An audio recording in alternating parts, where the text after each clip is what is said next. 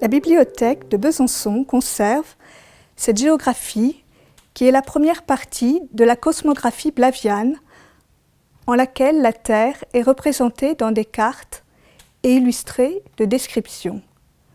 Un ouvrage édité à Amsterdam chez Jean Blaeu en 1663. Au XVIIe siècle, Amsterdam est une ville riche et puissante avec la Compagnie des Indes. La famille Blaeu, d'ailleurs, une famille de graveurs et de cartographes, travaille pour cette Compagnie des Indes et édite différentes cartes pour cette cosmographie. Cette page de faux titres est le programme de cette géographie. On y retrouve l'Europe, habillée en vert, et les différents continents symbolisés par les animaux, les Indiens d'Amérique, les Africains, l'Asie. Le livre contient différentes cartes, dont cette très belle représentation du monde connu en 1663, illustrée avec les 4 saisons, le printemps et ses fleurs, l'été et son blé, Bacchus qui représente l'automne, l'hiver qui se chauffe à ce brasero. Et sur la carte, l'Amérique, très mal connue, l'Amérique espagnole et portugaise, l'Europe, l'Afrique et la représentation de l'Asie telle qu'elle est connue au XVIIe siècle. En cette période propice de l'histoire des provinces du Nord, Willem Blaeu, le père de Jean Blaeu, est formé à l'astronomie et aux sciences par Tycho Brahe, le célèbre astronome danois.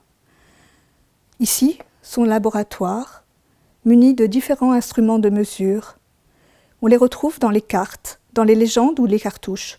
Tous ces instruments de la cartographie sont eux aussi ceux de l'astronomie et de la navigation, des instruments mécaniques d'observation et de mesure. Nous ouvrons maintenant le volume qui contient la France. La carte de la France est ici, elle est symbolisée par cette femme qui tient une corne d'abondance et par ce géomètre avec ses différents instruments de mesure.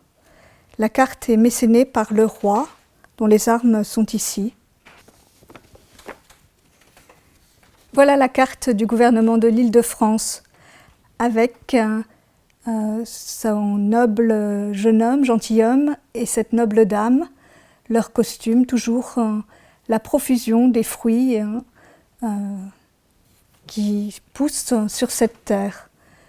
Paris, Versailles est tout petit encore en 1663. Un arpenteur, assisté d'angelots qui tiennent un compas. Au XVIIe siècle, on n'utilise pas encore le mètre et la toise se trouve ici. Nous voici maintenant sur la page du comté de Bourgogne, représenté par la richesse de son agriculture, le blé, le vin et tous ces animaux, le cheval comtois, la vache, les moutons et tous les animaux de la chasse. En plus des cartes, l'ouvrage est riche en descriptions et décrit toutes les régions représentées sur ces mêmes cartes.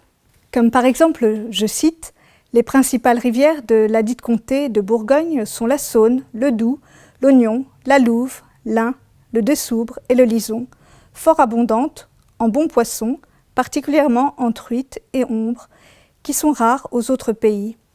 Mais ce n'est pas seulement les paysages qui sont décrits, mais aussi les habitants. Les habitants de ce pays-là sont courageux et adroits aux armes, grands amateurs de leur prince et de leur religion, préférant la mort et toutes sortes de tourments au changement de l'un et de l'autre. » Avec ses 12 volumes et ses 600 planches, cet atlas majeur est une véritable invitation au voyage. Nous vous invitons à faire ce voyage avec nous au mois de septembre pour une présentation de ces différents volumes.